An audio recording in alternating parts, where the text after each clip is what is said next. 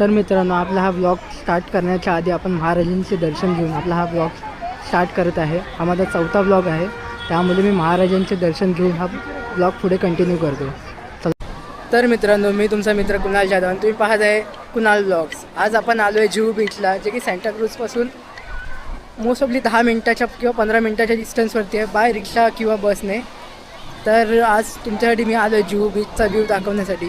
तर बघू शकता, हे जुहू बीचचा व्ह्यू आहे. इकडनं स्टार्टिंग पॉईंट हा आहे जुहू बीचचा, आणि इकडनं 5 मिनटावरती तुम्ही जुहू बीचच्या इकडनं 5 मिनटावर तुम्हाला बाईकने आला तर बाईक पार्किंगला पण भेटेल. 50 रुपये त्याची पे चार्ज आहे 1 तासासाठी. तर तुम्ही इकडे येऊन बाईक पण पार्क करू शकता. त्याबरोबर संध्याकाळी इथे तुम्ही माझ्या पाठी बघतच असाल, हॉटेल्स वगैरे आहेत हे त्या साईडला. तर इथे हॉटेल्स वगैरे आहेत, तिथे तुम्ही संध्याकाळी येऊन पावभाजीसुद्धा खाऊ शकता. आणि खूप उत्कृष्ट पावभाजी इथे मिळते. आणि हे जुहू बीच हे पावभाजीसाठी खूप जास्त ओळखलं जाणारं स्पॉट आहे. आणि इथे भरपूर लोक आज आलेले आहेत आपल्या फॅमिलीबरोबर, कारण की आज रविवार असल्यामुळे लोक इथे आपल्या फॅमिलीबरोबर मोस्ट ऑफली प्रेफरली आले आहेत. तर बघू शकता हे. आणि आज मला असं वाटतं की जास्त करून आज पाणी वर आले आहे जुहू बीचचं. तर हा जुहू बीचचा पूर्ण लोकेशन आहे.